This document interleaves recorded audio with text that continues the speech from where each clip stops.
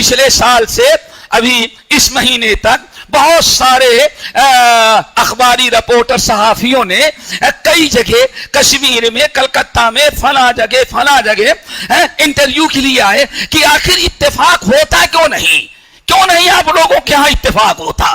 ساری چیزیں جب ایک ہیں تو میرے ذہن میں بات آئی بھائیو آپ کو ضرور بتائیں, اگر دل میں بات اتر جائے تو آج ہی سے قبول کریں.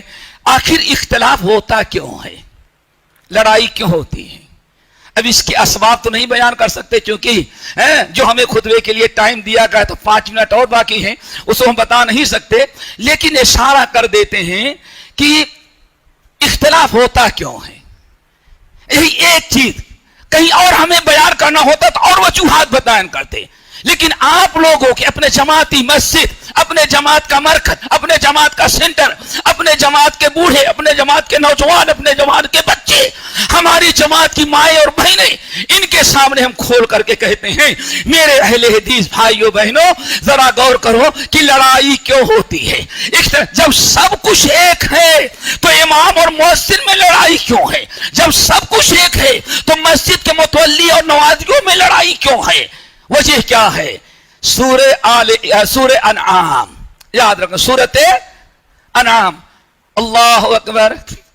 اللہ تعالیٰ ارشاد فرماتے ہیں قل هو القادر, اللہ اکبر, قل هو القادر على ان يبعث عليكم عذابا من فوقكم ومن تحت ارجلكم او يلبسكم شيعا ويذيق بعضكم بأسا.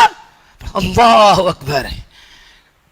اللہ فرماتے ہیں نبی ان سے اعلان کر بتا دیں کہ اگر تم گناہوں سے باز نہیں آؤ گے, اگر تم اللہ اس کے رسول کی نافرمانی سے باز نہیں آؤ گے, کتاب و سنت کے مطابق عمل نہیں کرو گے, حرام کاریوں برائیوں میں مبتلا ہو جاؤ گے, تو اللہ اس بات پر قادر ہے کہ اوپر سے کوئی عذاب نازل کر دے.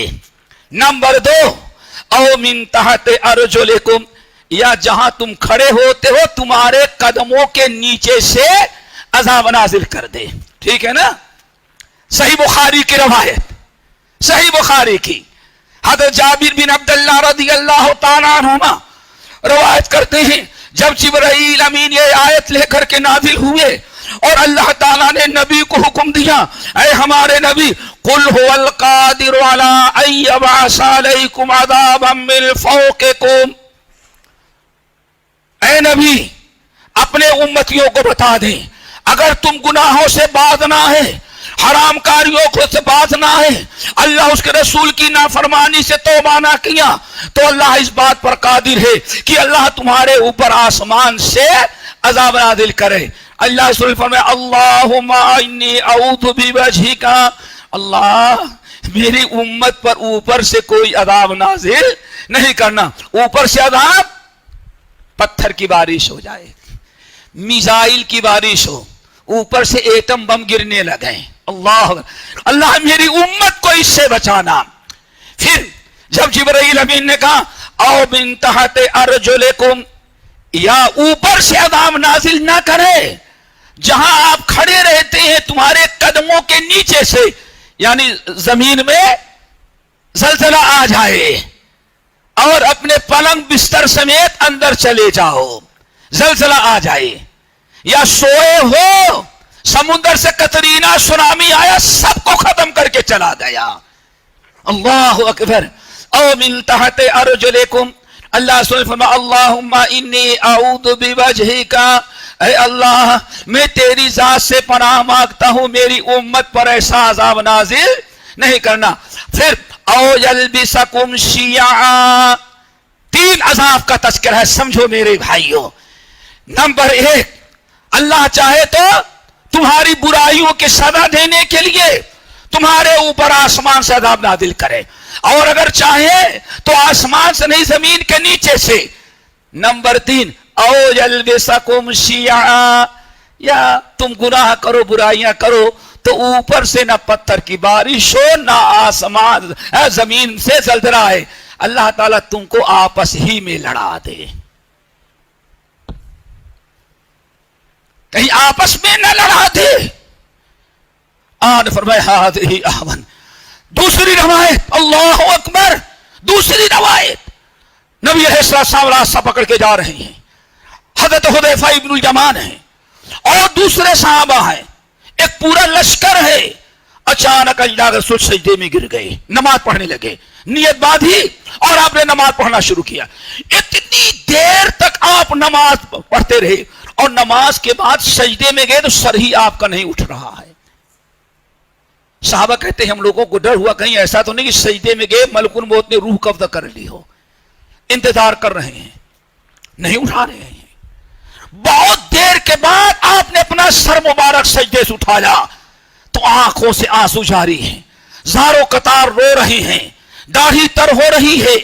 حضرت حذیفہ ابن الیمان رضی اللہ تعالیٰ عنہ کہتے ہیں میں پہنچا، میں نے کہا یا رسول اللہ آج تو آپ نے ایسی نماز پڑھی کہ ہم نے زندگی میں کبھی آپ کو اس طرح کی نماز پڑھتے ہوئے نہیں دیکھا تھا.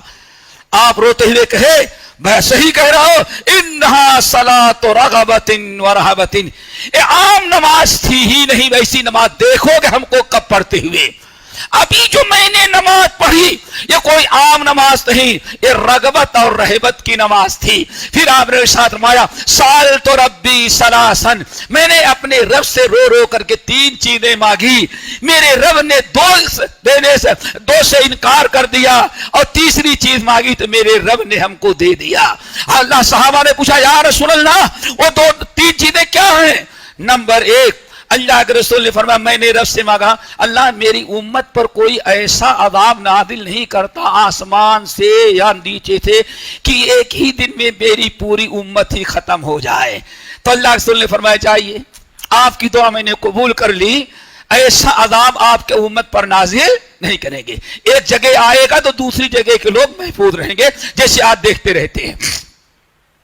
نمبر 2 ہم نے اپنے رب سے مانگا اور کہا اے رب میری امت پر کبھی کسی ظالم قوم و ملک کو ایسا مسلط نہیں کرنا کہ میری امت کے ساری ماں و بہنوں کی عزتیں لوٹنے لگے.